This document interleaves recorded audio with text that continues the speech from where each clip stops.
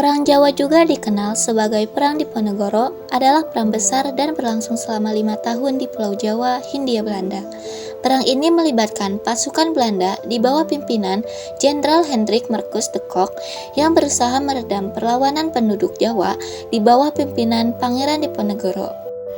Periode-periode Perang Jawa yang kami ambil yaitu Perang Diponegoro atau Perang Jawa pada tahun 1825 sampai 1830. Pada latar belakang Perang Jawa, tahun 1825 sampai 1830 yang dipimpin Pangeran Diponegoro mencakup campur tangan Belanda dalam urusan Keraton Yogyakarta, kemunduran politik dan ekonomi kerajaan, eksploitasi dan penderitaan rakyat, serta ketegangan sosial budaya akibat masuknya pengaruh Barat. Pemicu langsung perang adalah pemasang patok jalan oleh Belanda melewati makam leluhur Pangeran Diponegoro yang dianggap sebagai penghinaan terhadap tradisi dan adat istiadat Jawa. Sebab umum dan khusus Perang Jawa. Sebab umum Perang Diponegoro terjadi akibat campur tangan pemerintah Belanda di dalam kerajaan yang menyebabkan para pejabat kerajaan terutama raja berada di bawah pengaruh Belanda, sehingga memberlakukan berbagai kebijakan yang memberatkan rakyat seperti penerapan pajak, bea cukai dan kerja paksa. Sebab khusus pecahnya Perang Jawa adalah tindakan Belanda yang memprovokasi Pangeran Diponegoro dengan memasang patok-patok pembangunan jalan di atas makam leluhurnya di Tegarejo tanpa izin, yang kemudian dibalas dengan pemasangan tombak sebagai tanda perang. Tindakan ini yang terjadi pada Mei 1825 di bawah Residen Smyslade dianggap sebagai penghinaan besar dan pelanggaran terhadap nilai-nilai budaya dan adat Jawa, sehingga Pangeran Diponegoro menyatakan perlawanan. Jalannya perlawanan. Yang pertama, awal mula perlawanan 1825. Diponegoro mereka kecewa karena campur tangan Belanda dalam urusan Keraton Yogyakarta dan pembangunan jalan yang melewati makam leluhurnya. Ia mengangkat senjata dan mengajak rakyat untuk melawan, didukung ulama, petani, dan bangsawan. Yang kedua, strategi gerilya. Pasukan Diponegoro tidak melakukan perang terbuka, tetapi memakan taktik gerilya, menyerang secara cepat lalu mundur. Serangan dilakukan terhadap pos-pos Belanda di pedesaan dan jalur logistik. Yang ketiga, dukungan luas rakyat. Perlawanan meluas ke berbagai daerah di Jawa Tengah dan Jawa Timur. Banyak rakyat ikut berjuang karena penderitaan akibat pajak dan kerja paksa.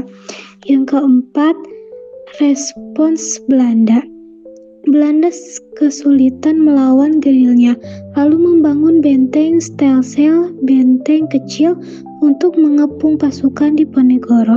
Yang kelima, penurunan kekuatan 1829 sampai 1830.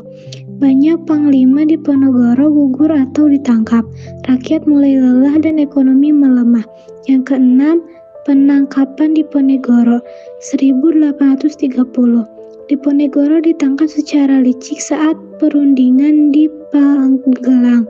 Ia diasingkan ke Manado dan Makassar hingga wafat. Tokoh perlawanan di Jawa. Yang pertama, Pangeran Diponegoro, pemimpin utama perlawanan terhadap Belanda. Yang kedua, Sento Prawirodirjo, panglima perang yang ahli strategi militer.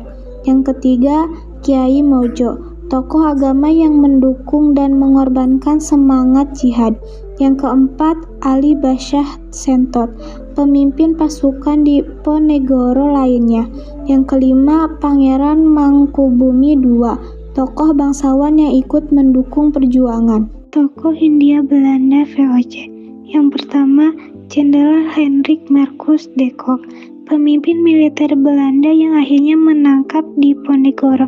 Yang kedua, Letnan Kolonel Clares, tokoh Belanda yang mengatur perundingan di Magelang, penjebakan Diponegoro. Yang ketiga, Residen Smyslade, salah satu pejabat Belanda yang aktif di Yogyakarta saat konflik terjadi.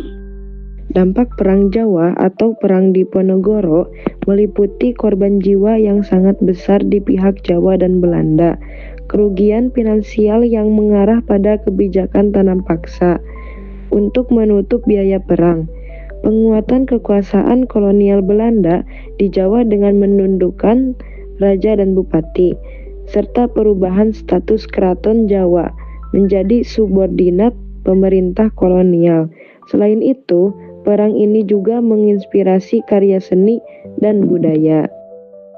Pengaruh perlawanan Jawa terhadap Belanda di masa kini. 1. Semangat nasionalisme.